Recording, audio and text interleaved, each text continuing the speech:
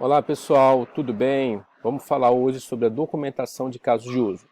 A ideia é nós aprendermos hoje aqui como é que nós podemos escrever, um diagrama de caso de uso, descrever o caso de uso em si, representando seu cenário principal e os fluxos alternativos, tá bom? E entender também como é que nós podemos encontrar atores e casos de uso nessas nossas descrições de requisitos, tá bom? Então, primeiro, identificação de casos de uso e atores, Ler a descrição em linguagem natural do sistema buscando sempre por verbo e substantivo. Casos de uso, pessoal, geralmente são verbos, atores são substantivo. Exemplo, o cliente entra na loja para comprar produtos. Então vejam que cliente é o potencial você ter aqui um ator. Comprar produtos, um caso de uso. A mesma coisa aqui, o porteiro registra a chegada de encomendas. Então, porteiro é um ator, registrar encomendas é um outro caso de uso também, tá bom? Bom, não existe um consenso em relação à descrição de caso de uso, tá? Mesmo nas empresas, se você for trabalhar em algumas empresas, se você já estiver estagiando, vocês vão ver que não existe um consenso, pessoal, na estrutura interna de uma descrição de um caso de uso. Tá? Você vai para uma empresa utiliza uma estrutura, você vai para outra, utiliza uma outra estrutura, tá ok? Mas basicamente existem dois tipos de estrutura. Uma estrutura chamada de simples e a outra detalhada, E aí, logicamente, a empresa, a organização, ela escolhe um tipo de estrutura para ela poder utilizar no seu dia a dia, tá bom? Eu vou mostrar para vocês aqui os dois tipos de estruturas, tá? Tanto a simples quanto a detalhada. A estrutura simples, ela tem o nome, o cenário típico e o cenário ou cenários alternativos, tá ok? Então vamos ver aqui um exemplo de estrutura simples, Aqui você vai colocar o nome do caso de uso, tá? Comprar produto. Cenário típico. Aqui você vai colocar a descrição do fluxo feliz do caso de uso, aquilo que tudo dá certo. Então, se ele está comprando um produto, nós estamos entendendo que nesse cenário típico, tudo dá certo para ele realizar aquela compra. Tá bom? Cenários alternativos. Cenários alternativos são aqueles cenários que você pode ter algum problema quando você estiver realizando essa compra aqui, quando você estiver passando pelo cenário típico. Tá? Então, por exemplo, aqui nós colocamos o 3A. 3A é o cliente escolhe a forma de entrega. Vamos supor que esse tipo aqui de entrega que o cliente escolheu, ele não atende uma determinada urgência que o cliente tem. Então, o que o cliente pode fazer? O cliente pode escolher outra forma de entrega e aí ele retorna para o passo 3 do fluxo principal. Retorna novamente aqui para escolher uma outra forma de entrega, já que essa forma que ele escolheu não atendeu às suas necessidades. 6A. A operadora de cartão não autoriza a compra. Então, 6 é o sistema autoriza a compra. Então, vamos supor que por algum motivo o cartão do cliente não foi autorizado. Então, o que você vai colocar aqui? O cliente pode fornecer outro cartão, retornando para o passo 5, que seria aqui o fornece os dados do cartão, ou ele pode ainda, nesse cenário alternativo, pode cancelar a compra. Tá? Então, é sempre importante no cenário alternativo você indicar onde você está se referenciando no cenário do fluxo principal e aonde você retorna. Esse ponto de retorno aqui é muito importante para o fluxo principal, porque isso é como se você estivesse utilizando o sistema, tá? E aí deu algum problema no sistema, onde é que você retorna? Qual é a tela que vai aparecer novamente para o cliente? Então essa informação é muito importante, tá bom? Então vamos lá. Estrutura detalhada. Na estrutura detalhada você tem todas essas informações que estão aqui. Nome, lista de valores, visão geral, tá? Todas essas informações que estão aí. Vamos ver um exemplo aqui. Lista de atores, Então os atores envolvidos naquele caso de uso. Cliente, sistema de autorização de cartão. Visão geral. Aí você faz uma descrição do teu caso de uso aqui, tá bom? Requisitos que são atendidos nesse caso de uso. Requisitos 1, requisitos 5, requisitos funcionais, tá?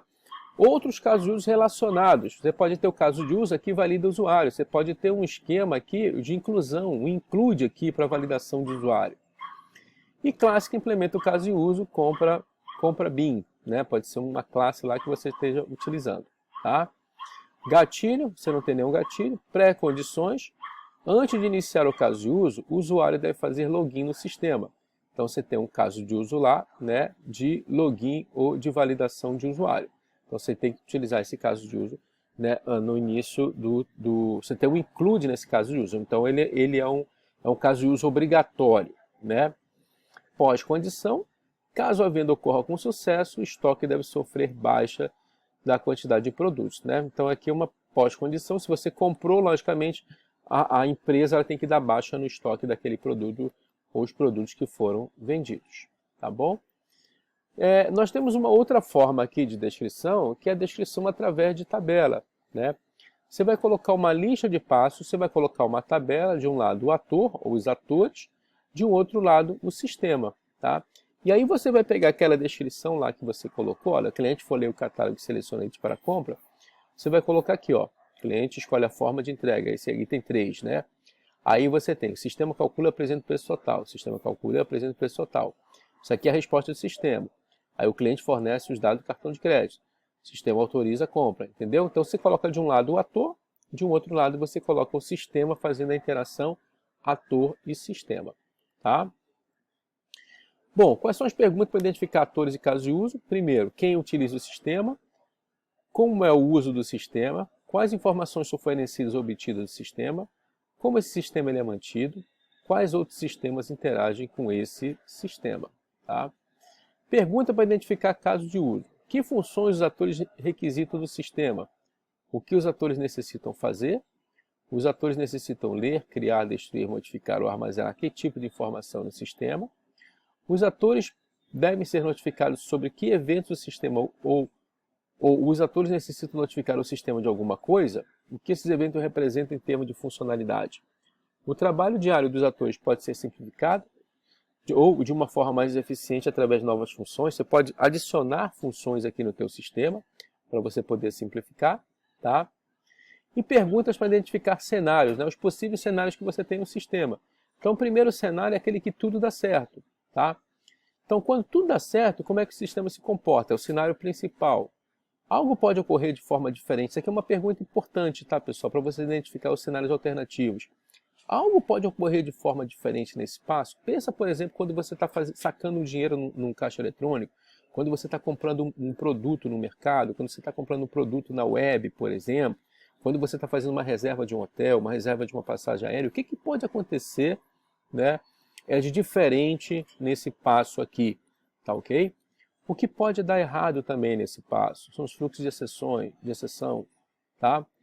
E verificação de casos de uso, né? Todos os atores envolvidos no caso de uso têm associação de comunicação. Há similaridade entre o número de atores que representam um papel comum e pode ser descrito no ator base. Há similaridades entre um número de casos de uso que representam um fluxo comum de atividades, pode ser descrito uma relação de uso do caso de uso, né? Você pode ter aqui um caso de uso que ele pode ser reutilizado. Existem casos de uso especial de caso de uso existente, que pode ser descrito em relacionamento extend. Então você pode ter um include, você pode ter um extend aqui. Existem atores, o caso de uso sem associação, uma outra coisa importante. Existem requisitos funcionais conhecidos que não são abordados em nenhum caso de uso. Vê que você está validando aqui todos os teus casos de uso, validando teus atores, validando os relacionamentos entre atores e casos de uso. Tá? Dicas, pessoal. Comece sempre da estrutura mais simples. Começa sempre do fluxo principal, do cenário feliz, aquele que tudo dá certo. Façam casos de uso enxutos, né? Ao longo do tempo você vai adicionando, você vai percebendo os fluxos alternativos e você vai adicionando. Mas começa sempre do fluxo principal, tá? E adicione detalhes de forma proporcional ao risco de cada caso de uso. Vou mostrar um exemplo aqui para vocês. Então nós temos aqui um caso de uso, cliente, né? Compra produtos, ele tem um extend, uma extensão, isso aqui ele quer dizer que ele pode opcionalmente pendurar conta ou não, por isso que é um extend, tá?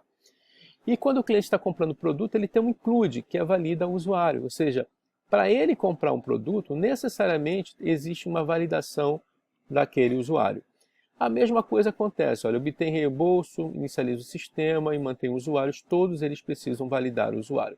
Então, o mecanismo obrigatório de inclusão, um include. E aqui nós temos o mecanismo de generalização e especialização de funcionário e gerente. Vejam que funcionário é uma generalização, o gerente é uma especialização. Então, o funcionário, né, o gerente é um tipo de funcionário, tá? O funcionário tem esses casos de usos aqui associados, ó, compra de produtos e obtém reembolso. o gerente tem esses dois casos de uso aqui, inicializa o sistema e mantém o usuário. Esses dois casos de uso aqui, só o gerente pode utilizar, tá ok? Mas o gerente ele herda esses relacionamentos de comunicação com esses casos de uso aqui. Então isso quer dizer que o gerente ele também compra produtos, ele também obtém reembolso, tá? Mas só o gerente inicializa o sistema e mantém usuários, ok? Ele é uma especialização desse caso de uso. Tá? Então aqui é um exemplo também, né, que eu acho que ajuda vocês aqui em relação ao mecanismo, né, de inclusão, include, extensão, extend, tá? E generalização, especialização entre atores. Tá bom, pessoal? Espero que tenham aproveitado e até a próxima.